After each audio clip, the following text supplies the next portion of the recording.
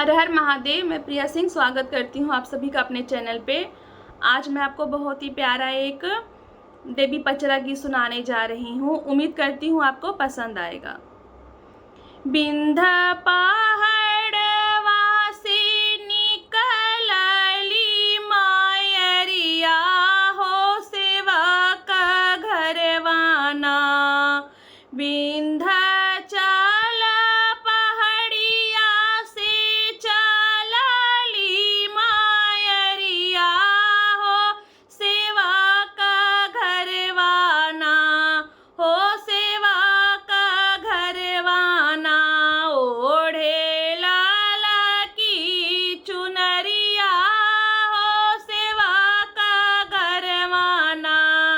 ओढ़े लाल की चुनरिया हो सेवा का घरवाना।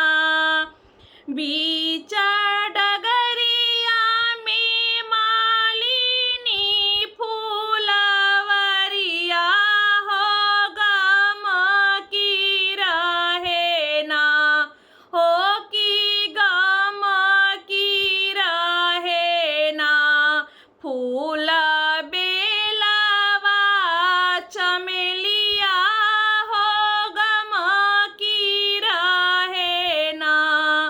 फूल बेलवा चमेलिया हो गम की रहे ना। हो की गम की रहे ना। फूलवा गम का मोही बेलवा चमेलिया हो की ठामा की गईली ना। हो की ठामा की गईली ना। माई मालिनी फूलवरिया हो की ठामा की गईली ना। माई मालिनी फूलवरिया हो की ठामा की गईली ना।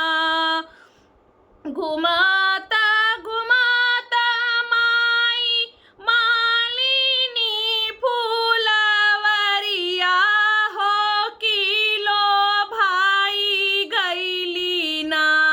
हो किलो भाई गईली ना।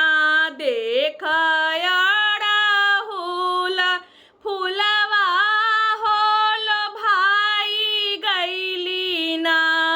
देख अड़हुल फूलवा होल भाई गईली ना। भीतरनु बाड़ू की बहरे मालिनिया हो बताई दे तू ना। हो बताई दे तू ना।